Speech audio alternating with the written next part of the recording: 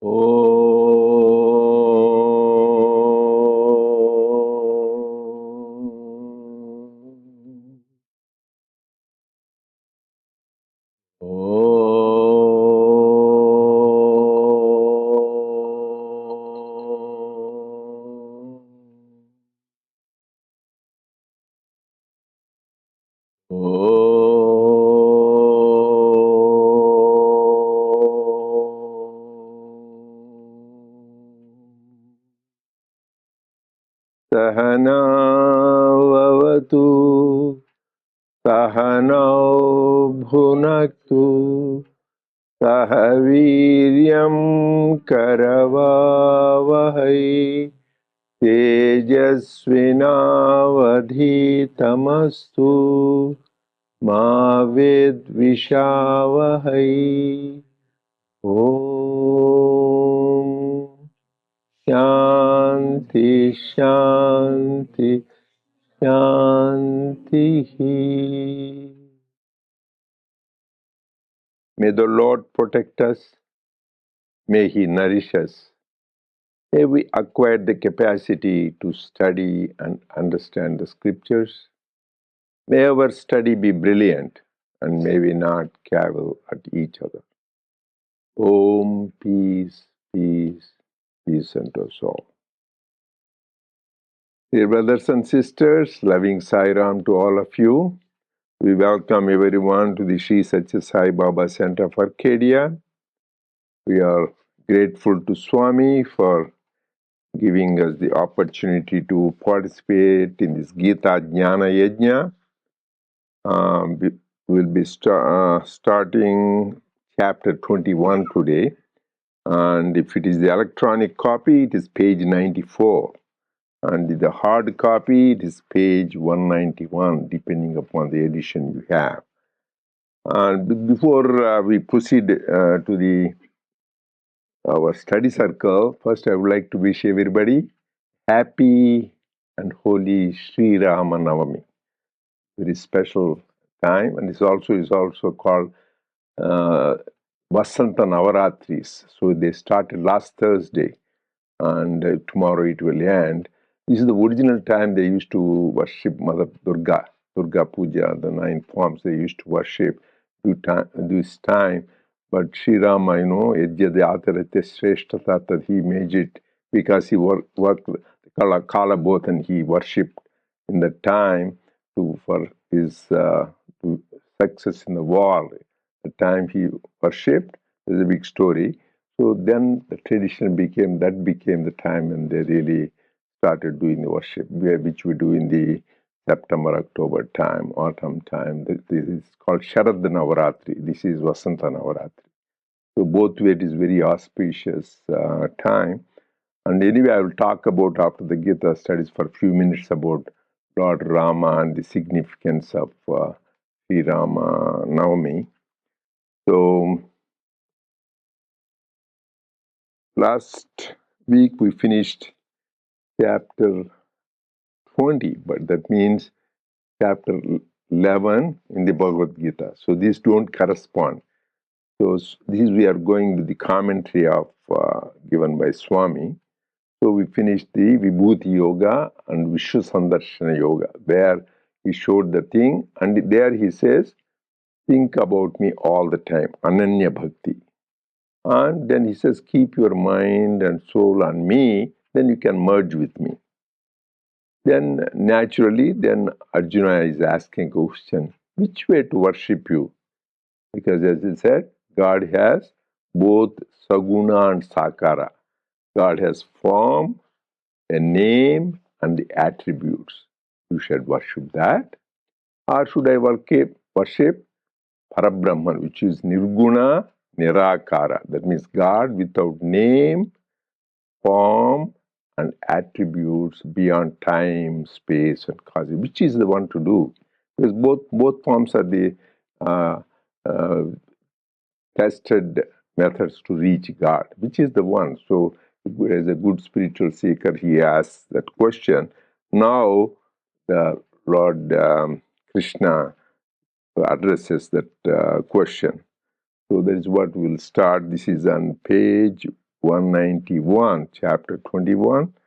And here in this soft copy, you have page 94.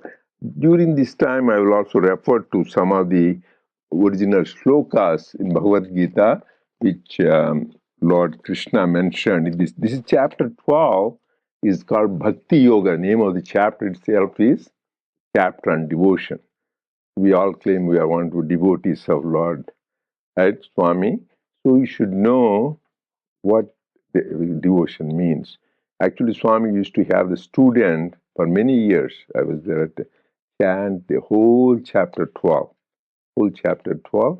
There are only 20 shlokas in the present because some chapters are big, 50, 60, but here only 20 shlokas. Of them, there was mainly focused on these shlokas. Shloka 13 to 20th, that the qualities of a devotee. Actually, when people made a pilgrimage, the Sai Center people from here, right? Sridevi, you remember all those days? Glendale Center, Arcadia, they all used to have practice these slokas. A lot of these things, you know all the slokas, right? A lot of people that time practiced and learned them because that shows all the qualities. You claim devotee, you should verify checklist. Do I belong? Do you have that? If you don't have, that means you have to work on that. That is why it is very beautiful, very important for all of us who say we are devotees of God. So that is why this is, so you will start and then I'll go sloka by sloka and then what Swami says and we correspond to that. Sairam.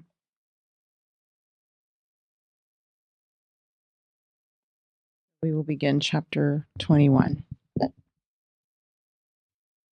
And as Uncle said, this is sort of leads into when Arjuna asks Lord Krishna, is it better to worship the Lord with attributes and form and a name versus the formless, nameless, and attributeless? So Lord Krishna beautifully explains this, and we'll hear Swami's take as well. The Lord replied, Arjuna, people think that the worship of God with form and attributes is quite enough. This discipline will only be of some help. It will guide the person along the road only for a little while. For the Lord will not condescend to grant liberation for just this. For he who aims at liberation must first give up attachment to the body. Without that, the Atmic stage cannot be attained. The identification with the body is the expression of ignorance. The Atma must be recognized as distinct from the Prakriti. The craving for objective pleasure, which is based on the unreal value attached to Prakriti, has to be removed by dhyanam and tapas. When the craving is lost, the individual becomes like the dry nut inside the coconut shell, which becomes loose and unattached, both to the shell and the fiber outside it. It does not germinate or sprout again. It will remain forever without being spoiled. The individual has no more birth and consequent death. That is to say, he will be liberated. Becoming like that dry nut inside the shell is the stage called Jivan Mukti, of liberation while alive. So just a few thoughts on those two paragraphs, and we'll kind of move on. The first paragraph, I kind of think of Sakara Upasana as sort of like a gateway bhakti, basically. It's for when you're starting your spiritual journey to have a form to focus and to focus your prayers can be very helpful to guide you. As you become more advanced, and this is what Lord Krishna says here, as you become more advanced, then that is when you recognize that the formless and the attributeless is going to take you to that liberation. because it does help us attain that oneness. And I want to so I had to actually look up the diagram of a coconut because just to get a visual idea of what Swami was writing about here. So basically, what he's describing is you have that green shell, and then the brown fibrous outer cover is the nut that he's talking about. So what he's saying is that as it sort of dries out, it detaches a little bit because it becomes its own entity, and it doesn't become spoiled. Nothing really happens to it. Same way as humans, when we are focused, we detach from the body. We don't identify with it anymore. And that is how we attain, nothing really becomes spoiled. We don't really identify with any kind of ailment maybe that happens to the body. You become, and that's how you achieve that liberation. Nothing really, it's sort of unwavered. And so I'll read the third paragraph now. The contemplation of the Godhead as above and beyond all attributes is necessary for the attainment of Jivan Mukti. If that is difficult and beyond your capacity, you can do another thing. Dedicate all worship and adoration, all Vedic rituals and other vows and vigils with all the fruits that may accrue to me. Take me as the ultimate goal, as the final aim which transforms all acts into worship. Fix your mind on me, meditate on me. I shall then shower my grace and take you across the ocean of change of samsara. I shall favor you with the goal you seek. Arjuna, it is not an easy task to fix your mind steadily on me. Not everyone can succeed in this. However long the practice, it is hard to keep the mind on me without deflecting it towards other beings or ideas. You might therefore ask, have we no other means? My reply is yes, there is. Even those who are eager to engage themselves in acts that please me can get established in the Atmic consciousness and gain liberation. By means of prayer, recitation of the name, adoration of the glory, worship, etc., the sins of the past can be destroyed, the inner consciousness purified of impulse and urges. Then, the light of wisdom will dawn, leading to liberation from darkness. So just to summarize a little bit, Swami really stresses this. If it's hard to focus on the formless idea of God, then there are ways if it's hard to even dedicate your acts, just simple tapas like namasmarana can be helpful here. And destroy any past sins, and any and our inner consciousness is purified. And then this way, it leads us to the light and liberates us from the darkness of Maya. So main thing is, as spiritual seekers, what is our goal?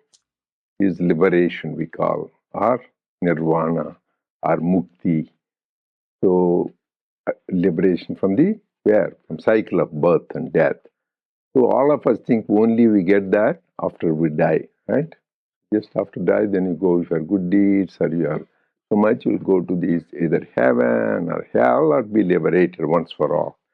But here he talks about Jivan Mukti. That means you don't need to die. You will be liberated while alive. There's a very beautiful concept only the Vedanta has. You don't need to die to be liberated. Jivan Mukti. So then before that he says, we are talking about just we worship God with form and name, which is good. That is all theistic religions follow that. So we all sing his glory and talk about his story and do his work. So that is how we purify and be in tune with God. But he says that is good. That is why the famous, I said before also, scripture says, Pradhamam Pratima Puja. The worship of the Pratima, the statue or the murti or picture is first. Madhyamam Japastotradikam. Next, we do the japa, repetition of the name, sing hymns. That is next stage. So you should progress. That is why Lord is telling. Uttamam Manasi Puja. There is then mental worship. Thinking you do all those Shodashapcharas, thinking inside, nobody even knows you are worshipping. Inside worship the Lord from inside. And finally, when as you progress, that is what is Jivan Mukti. Soham Puja Uttamottamam. So after a while, you progress so pure, you know for whom you are searching, you are that already. You are that, you are divine. So you are searching somewhere outside. Father, thou art in heaven. That is beginning. But he is not only in heaven, he is on earth. He is inside us, outside us. That is why Swami beautifully said, the problem with Arjuna was such a great soul. He heard all the 700 shlokas and he was Arjuna. The very name is pure. But the problem is he identified Lord Krishna as somebody outside. He thought he is his brother-in-law, his friend, his guru and God. But he didn't internalize. So in the war, he even shattered Bhishma, Drona, everybody. He was so chivalrous and so strong. But after the war is over, they won the war, then Krishna leaves the body. And before leaving, he was given instruction that take care of those women in the Yadava dynasty, take them home, just take care of them. So the same Arjuna, he wanted to take that woman back. Then when he was taking them, suddenly some tribal huntsmen, they attacked these people, and Arjuna was asked to defend them.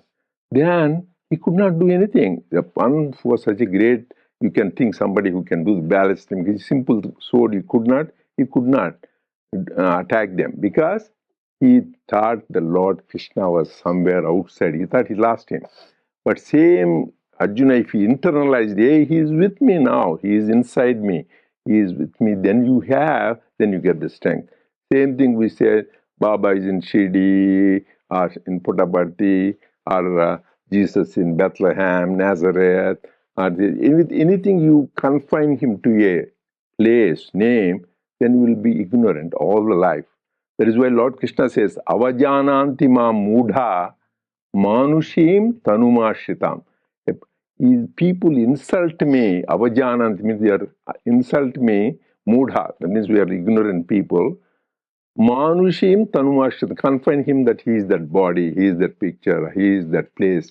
So you cannot restrict, you start with a name and form, but don't restrict him to a name, form, and a place. That is very important. You need to progress. That is what Swami said. What did Swami say? God.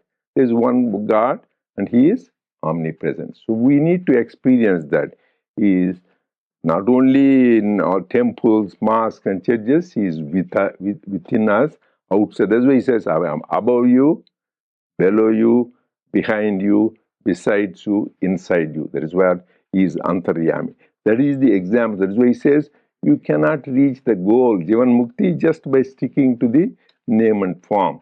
So that is the question. That is why first sloka is, Arjuna asks, Evam satata yukta ye bhaktastva paryupasate yachap aksharam avyaktam teisham ke yogyuttama. Lord, people who devotees who keep their mind on you, they are thinking about the Brahman who is beyond the mind and senses. So, and there are people who worship you in this form in temples, churches. Who is better? Who knows that? Then that is the time he answers this. Sloka Bhagavan Uvacha. Maya Veshya Manoyemam Nityayukta Upasate Shraddhaya Parayot Petas Teme Yukta Tamamataha. He is a great devotee. So Krishna is smart. He doesn't say God without form is great or God with form. He doesn't say that. Anybody who worships with keeping their mind, Imam, Manu, Mayavesha Mano Yamam, they should keep their mind and soul in me. And second quality is Nitya Yukta, always, not part-time devotees. Like Swami says, like a housefly, sometimes on the filth and sometimes on the flower or on the food. So all the time thinking of not worldly vasanas, sometimes like people say Sunday church going or temple going on a thing, all the time. Nitya Yukta, second quality. First is you should Maya Vyeshamano, thinking about him all, keeping your mind there, and Nitya Yukta. Third important, Shraddhayo Parayo Petas Tame Yukta Tamo Mata. You should have absolute faith. So these are the three important qualities. Not whether you are worshipping Nirakara, Nirguna, or Saguna Sakara, but your mind should be on God. And second thing is you should think about Him all the time, and you should have absolute faith. Faith in whom? We talked about faith. First, you should have faith that God exists. Second, faith in the scriptures, faith in his teachings, like Bhagavad Gita, Sathya speaks, whatever he said, you should have faith. And most importantly, faith in oneself, Atma Vishwas. That means I can do that. There is God, I follow his teachings, I will reach the goal in this very lifetime. That kind of faith. If you have these three, he says, you will attain the goal. So you want to make Uh, some comments? yes, one quick comment I'll make, Uncle. Sairam, wish everybody a happy Ramanavami. I didn't know there's a Ramanavami program. So, briefly, I just wanted to say that when you said that it's a unique concept, this of Jivan Mukti in the Vedanta, that is so important because in the beginning when early stages when I was getting to know spirituality, when they said mukti, I didn't find it very interesting or incentivizing because this is what happens after I die, and after I die I don't know what. Like even if they say you will get a good birth, suppose I get a most noble birth, I won't know that it's me getting it, right? Like like now I don't know what I was in my previous birth, I don't know. So mukti doesn't feel like a good incentive. But jivan mukti, when you're able to get it when you're alive, no, that is a very strong incentive. Mukti from what? Practically, I used to think, what is mukti from? Mukti from, that is freedom from anger, freedom from irritation, freedom from worry, freedom from fear. And these are really very powerful incentives. I used to struggle in my school days and college days with this attachment, because also the coconut example was brought up. That's why this connection. So attachment meaning, like I used to get attached to everybody very fast. And what do I mean by attachment? The love part where you'll help others and do good for them, that's all good. But then expectation comes. Like when somebody is sick, I used to go and help and do so much for that person, but I'll expect that when I am sick, that person will come and help me. And usually Swami would ensure that somebody is there to take care of me when I'm sick. But my mind would go to why that person, why he did not come, how much I did for him. So this is what I mean by attachment. Expectation comes, and you expect it to come from some people. And this is one constant battle I had throughout my teenage years and later years, where I would get attached to people, and sure, within 1 or 2 years, I'll have disappointment. Best friends will ditch you. All this will happen. And it's not exactly their fault. They're not having animosity towards me, but just that they're not able to live up to my expectation. And I used to feel very sad. And I used to think, what is this cycle? Like Punarapi Jannam, Punarapi Maranam, Punarapi attachment, Punarapi breakage. Like that it used to happen till this thing came, where Swami gives that detachment is deep attachment to God. The minute we get attached and start loving God, no, like divine romance, really genuinely like lover, like get up in the morning, think of him, what to do, what. It is so beautiful because it makes us immune to all other relationships. It is not as if detachment means you'll cut away and you won't care about everybody. You'll actually be able to care more about everybody because you have no expectation from them. All your expectation, all your thing, everything is only God now. So, deep attachment to God, in fact, in my case, I feel made all my other relationships also so much more beautiful and meaningful. And it gave me relief from even now it happens little now and then, but now I know the solution. It's like when now also we get fever, but we know we have to take paracetamol, like that. I know that when it happens, though, I just have to focus back to God. So it is so nice, the incentive in life, Jivan Mukti, to be free from frustration, anger, depression, worry, and fear. And that happens with deep attachment to God. Sairam. Yeah, good point you made. So that is where the whole thing is. Remember, you can have friends, but what repeatedly Swami said, there is only one friend, God. God is the only friend, true friend.